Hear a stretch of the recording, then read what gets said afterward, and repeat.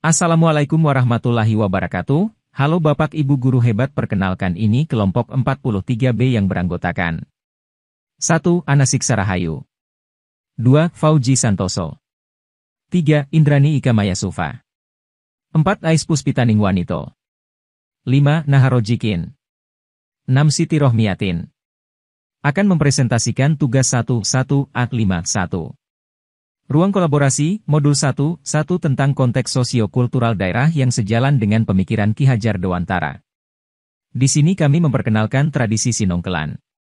Sinongkelan merupakan tradisi adat istiadat yang berasal dari Desa Prambon Kecamatan Tugu Kabupaten Trenggalek yang dilaksanakan setiap tahun pada bulan Selo hari Jumat Legi, dalam penanggalan Jawa, bersamaan dengan perayaan bersih desa. Tradisi adat istiadat ini yang melatar belakangi terbentuknya Desa Prambon.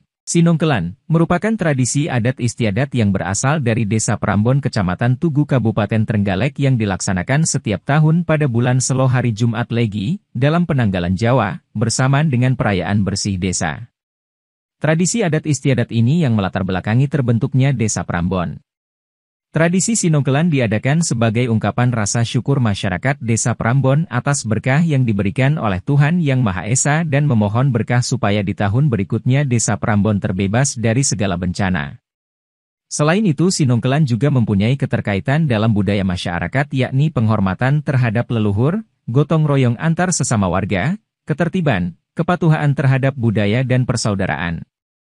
Dalam tradisi Sinongkelan menggunakan sesaji dan mantra yang diberikan sebagai bentuk rasa syukur dan permohonan kepada Tuhan Yang Maha Esa. Pada kebudayaan Jawa memiliki makna simbolik yang digambarkan lewat sesaji. Sesaji adat Sinongkelan memiliki makna yang berhubungan dengan ajaran kehidupan, misalnya untuk mengingat sejarah, selalu menghargai perbedaan, selalu ingat kepada Tuhan dan para leluhur, selalu bersyukur dan sebagainya. Sinongkelan bermula dari zaman peralihan Hindu-Buddha dan Islam pada tahun 1157. Pada saat itu terjadi peperangan di Kerajaan Majapahit. Peperangan terjadi antara pemeluk agama Hindu-Buddha dan agama baru yakni Islam. Beberapa penghuni kerajaan terpaksa untuk melarikan diri demi mempertahankan agama Hindu-Buddha, salah satunya adalah anak Raja Brawijaya. Anak Raja Brawijaya berusaha untuk melarikan diri beserta dengan pengikutnya menuju desa Jongbiru. Ia menyamar untuk menutupi jati dirinya dengan nama Kanjeng Sinongkel yang berasal dari kata songkel atau lengser, dan pengikutnya tetap menggunakan nama aslinya. Kehidupan mereka berjalan layaknya masyarakat petani biasanya. Beberapa minggu setelah itu terjadilah musibah yang menimpa desa Jongbiru, yakni gagal panen yang membuat para petani kelaparan. Dari musibah tersebut membuat Kanjeng Sinongkel memutuskan untuk bersemedi di Bukit Selakar. Semedinya Kanjeng Sinongkel mendapatkan wangsit, yakni wilayah ini dapat subur makmur loh jinawi apabila dapat menemukan seekor kidang kencana. Karena pada saat itu daerah Jongbiru dikuasai oleh roh jahat yakni Boncolono dan Sabuk Alu. Roh tersebut meminta tumbal kidang kencana yang berciri, bubat kawat, mata kumala, bol karah, teracak wojo, berbulu kawat, bermata emas, berdubur besi, berkaki baja. Setelah mendapatkan wangsit, Kanjeng Sinongkel bergegas pulang untuk menyampaikan pesan tersebut kepada warga dan setelah mengetahuinya maka warga segera untuk melakukan perburuan.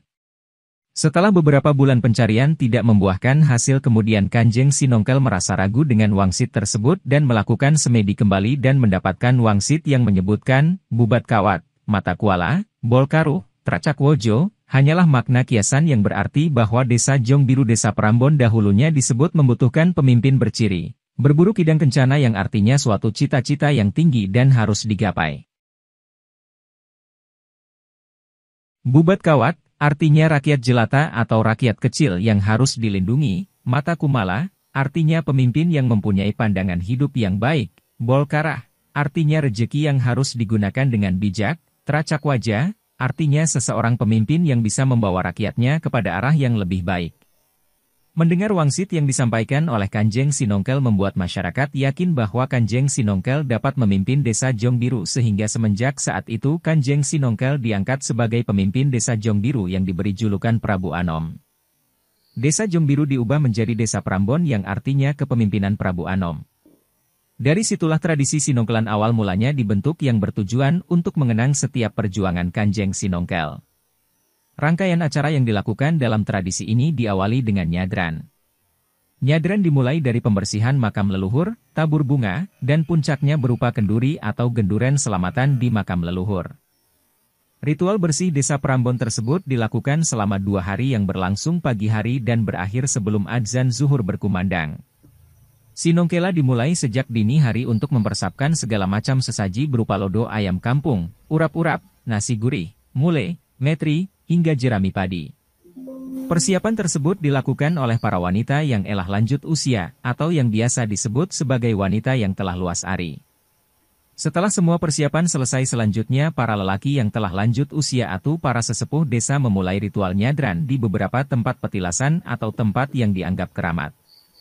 Di antaranya ialah makam Embah Buddha Lanang dan Embah Buddha Wedok, Embah Canting Lanang dan Embah Canting Wedok, Embah Cokro Lanang dan Embah Cokro Wedok, Bukit Selakar, dan Siraman. Malam hari setelah nyadran di hari kedua selanjutnya digelar sebuah pertunjukan yakni Sinongkelan. Pertunjukan tersebut digelar di halaman yang luas karena pertunjukan tersebut digelar dengan beralaskan tikar, duduk bersila dan hanya akan berdiri pada gerakan tertentu.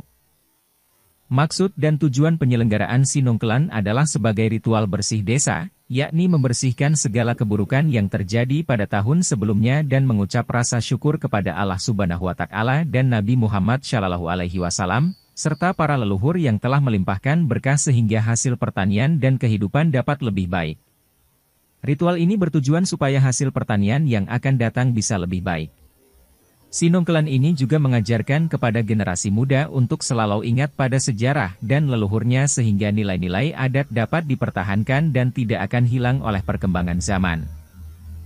Nilai-nilai luhur yang relevan menjadi penguatan karakter murid pada tradisi Sinongkelan.